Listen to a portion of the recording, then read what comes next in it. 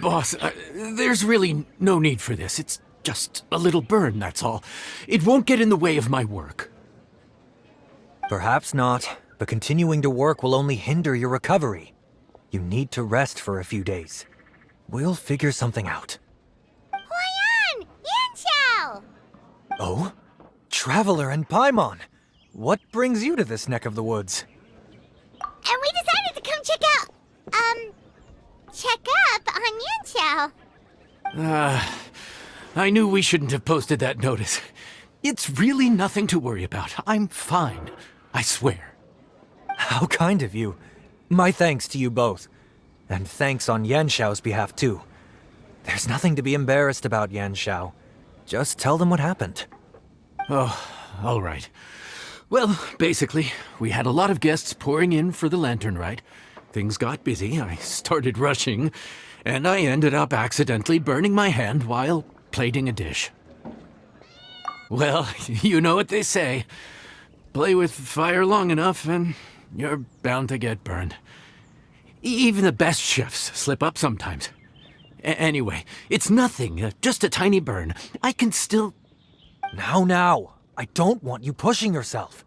You'll only make it worse. And then you'll be looking at more than just a couple of days off to recover. But the lantern ride's only just finished. And we're still getting tons of guests. Now's not a good time for me to rest. Plus, lots of the guests are visiting from other nations. We can't just bring in some random chef off the street. We have a reputation to uphold. I refuse to let someone else ruin the good name we've made for ourselves here. Listen to you. Anyone would think that you're the boss and not me. But he's not wrong. Yanxiao was one of the favorites in the Masterful Chefs tournament. No matter how you look at it, his are big boots to fill. I don't mean to boast, but any chef of my caliber probably has their own restaurant to look after.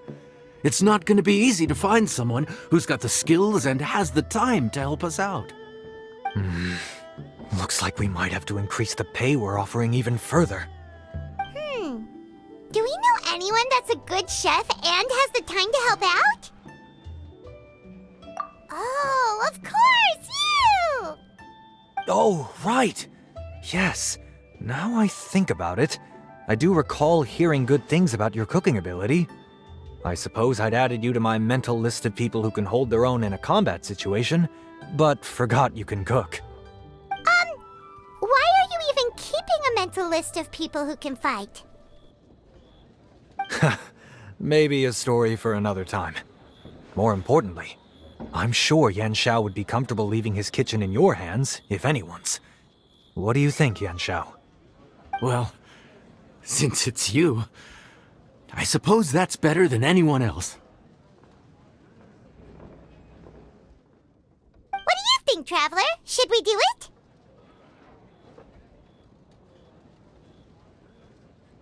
I should warn you that cooking for customers is quite a different ballgame from cooking for yourself, so I'll stick around the kitchen over the next few days to help smooth things over.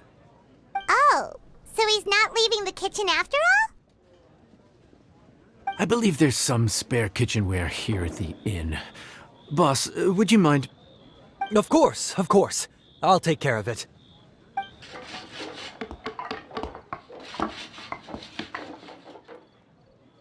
Whew. All done. Come, take a look. This was made with your measurements in mind. It's nothing. A little handicraft and elbow grease goes a long way. All right, Yanxiao. I'll leave you to take it from here. You really went to all the trouble of building a new stovetop? What was wrong with the original? Boy, you really hate when people touch your stuff, huh? No, it's nothing like that. As Boss always says, hire who you trust and trust who you hire. I just thought the original setup might be a little, tall for you.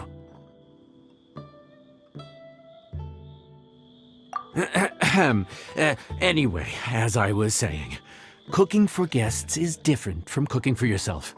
Not only do you have to execute on taste, aroma, and appearance, but you also need to ensure speed, precision, and consistency.